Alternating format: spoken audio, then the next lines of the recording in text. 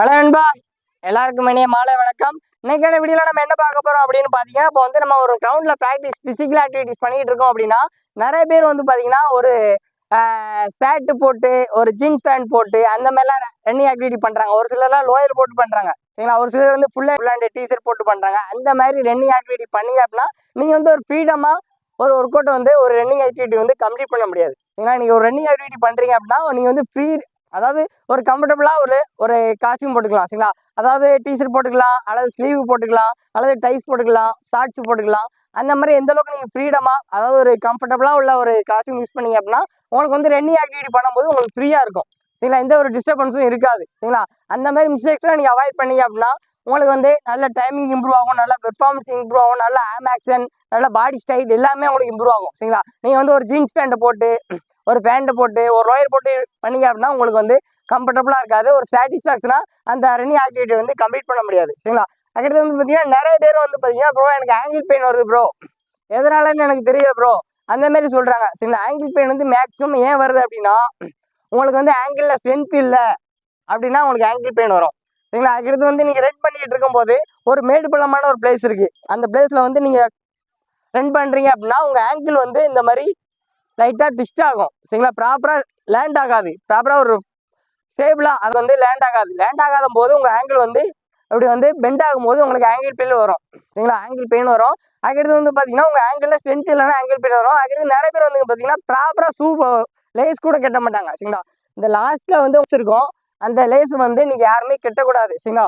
Shoe lace வந்து நீங்கள் ப்ராப்பராக கட்டலை அப்படின்னாலுமே உங்களுக்கு வந்து ஆங்கிள் பெயின் வரும் சரிங்களா. இப்போ நான் வந்து ஷூ லேஸ் வந்து எப்படி கட்டணும்னு உங்களுக்கு ப்ராப்பராக சொல்லி கொடுக்குறேன் சரிங்களா. ஃபஸ்ட்டு வந்து நீங்கள் வந்து ஷூ லேஸ் இப்படி இருக்குன்னா நீங்கள் வந்து ஃபுல்லாக டைட்டாக பிடிச்சி இழுத்து கட்டிடக்கூடாது சரிங்களா. அது ஒன்று.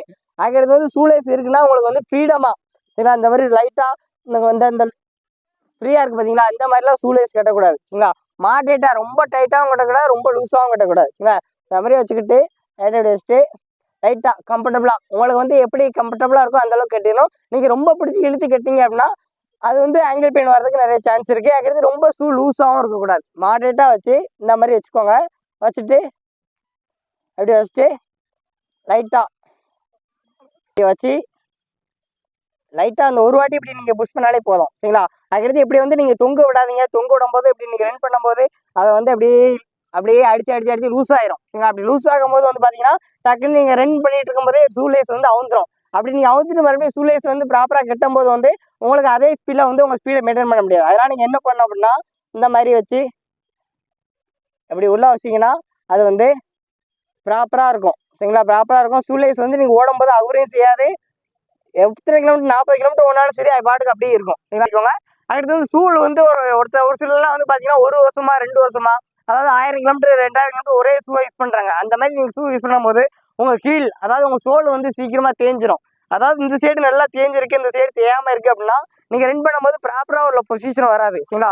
இந்த மாதிரி வரும். அந்த மாதிரி பண்ணும்போது உங்களுக்கு ஆங்கிள் பெயின் வர சான்ஸ் இருக்குது சரிங்களா. இந்த மாதிரி மிஸ்டேக்ஸ்லாம் நீங்கள் அவாய்ட் பண்ணீங்க அப்படின்னா உங்களுக்கு வந்து ஆங்கிள் பெயின் வரதை நீங்கள் தவிர்த்துக்கலாம் சரிங்களா. அதுக்கடுத்து வந்து பார்த்தீங்கன்னா மேக்ஸிமம் எல்லாரும் ரோட்டில் ப்ராக்டிஸ் பண்ணுவாங்க. அந்த மாதிரி ரோட்டில் வந்து நீங்கள் ஓவராக ப்ரெஷர் பண்ணும்போது உங்களுக்கு வந்து ஆங்கிள் பெயினும் வரலாம், நீ பெயினும் வரலாம். ரொம்ப அடுத்து வந்து பார்த்தீங்கன்னா இப்போ நீங்கள் 2 ஷூலேஸும் கட்டுறீங்க அப்படின்னா ரெண்டுமே ஒரே மாதிரி சேமாக கட்டணும் சரிங்களா. ஒரு ஷூலேஸை டைட்டாக கட்டிட்டு ஒரு ஷூலேஸை லூஸாக கட்டிங்கனாலும் அது மூலமாக உங்களுக்கு ஆங்கிள் பெயின் வரலாம் சரிங்களா. இந்த மிஸ்டேக்ஸையும் நீங்கள் அவாய்ட் பண்ணிக்கோங்க. 2 ஷூவும் கரெக்டாக ப்ராப்பராக ஒரே மாதிரி கட்டுங்க சரிங்களா. இந்த மாதிரி மிஸ்டேக்ஸ்லாம் அவாய்ட் பண்ணிக்கோங்க சரிங்களா. ஓகே நண்பா, தேங்க்யூ.